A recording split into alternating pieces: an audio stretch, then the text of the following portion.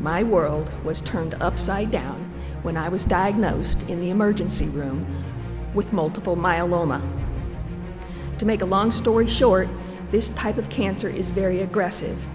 In layman's terms, the cancer eventually outsmarts the drugs. We've all heard arguments that patients are forced to use PBM-owned pharmacies for specialty drugs so that they can get a higher level of care. Please allow me to dispel that myth. I don't get patient care from a Credo. I get a product shipped to me. So I take care of patients every day who every day is precious to them, and every minute that they don't get their medication is critically important in their battle to fight their cancer. I remember the first day I was told by one of my nurses, we can't fill that here anymore. And I said, why? It's sitting over there on the shelf. And they said, well, we're being told that they have to get it through a mail order pharmacy. I can say confidently that when a brand name drug is mandated, when there's a clinically therapeutic generic available, that is not a clinically based decision, it is a profit-based decision. It's exhausting, and it is anything but patient care. I shouldn't have to be my own advocate month in, month out, fighting a pharmacy that is supposed to be providing me care. Independent pharmacy in rural Georgia, you can walk in and get your blood pressure check. You can walk in and get a blood sugar check. You can walk in and say, I've got my medicines confused. What does this do and what is it? They help you understand how important it is to stay on your hypertension medicine. They are frontline health providers, and they are important, and they are under assault by pharmacy benefit managers. For 56 years, I've used the same community pharmacy, and now I'm being pried from my pharmacy and forced to either drive 10 miles or receive my medication through mail. When I visited before, the lobbyist for the insurance company said, "The one who holds the gold makes the rules."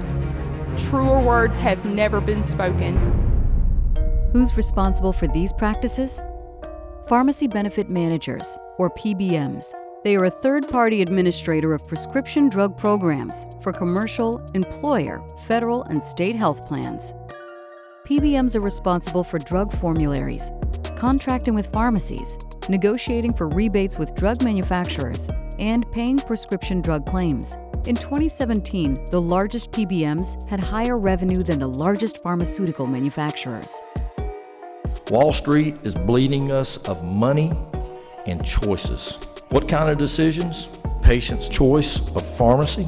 They're obscuring the price of prescription drugs with complicated methodologies. They're forcing patients to more expensive brand name drugs and refusing coverage of cheaper generics. And they're reimbursing PBM and CMO affiliated pharmacies more than competitor pharmacies and retail independents. Corporate greed is just out of control with the PBMs, and it's hurting our patients. For the last 2 years, Georgia Republicans have led the charge to end PBM's corrupt practices. Now, I'm a conservative, and I like it when people are making a profit. But I'm also a legislator trying to keep quality health care affordable in my state. I am here to tell you that you all did. Passing House Bill 233 was a good thing, and I thank you for it. In 2019, led by Republicans David Knight and Sharon Cooper, the Georgia House passed Bill 233, known as the Pharmacy Anti-Steering and Transparency Act. PBMs do not produce a drug. They do not see a patient to order that drug.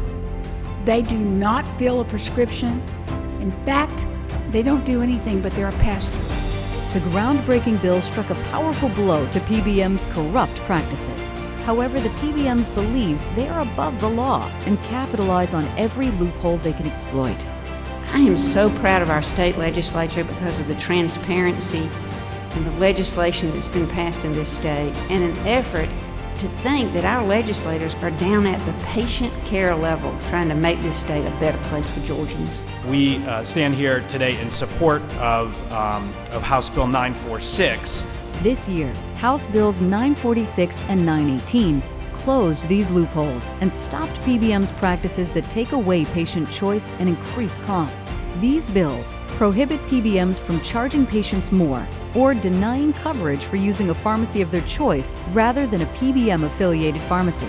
Extend PBM anti-steering protections to patients on rare specialty drugs, such as those that treat MS, HIV, and lupus. Prohibit PBMs from deriving revenue from patients. Prohibit PBMs from forcing patients to use more expensive brand name drugs by withholding coverage for cheaper generic drugs. Require PBMs to apply accepted copay assistance and coupons to patient out-of-pocket deductibles.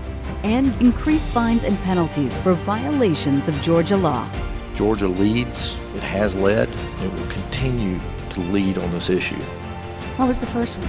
$3 billion in profit, while they're squeezing the very lifeblood out of our pharmacists. I wanted to applaud the authors of this particular legislation. I can't say it enough, Representative Knight, for standing up for what is so bad right now in our healthcare system. So let me make it very clear. We hold the goal and we will make the rules. Representative David Knight, Representative Sharon Cooper, and Georgia Republicans will never stop fighting for better Georgia healthcare.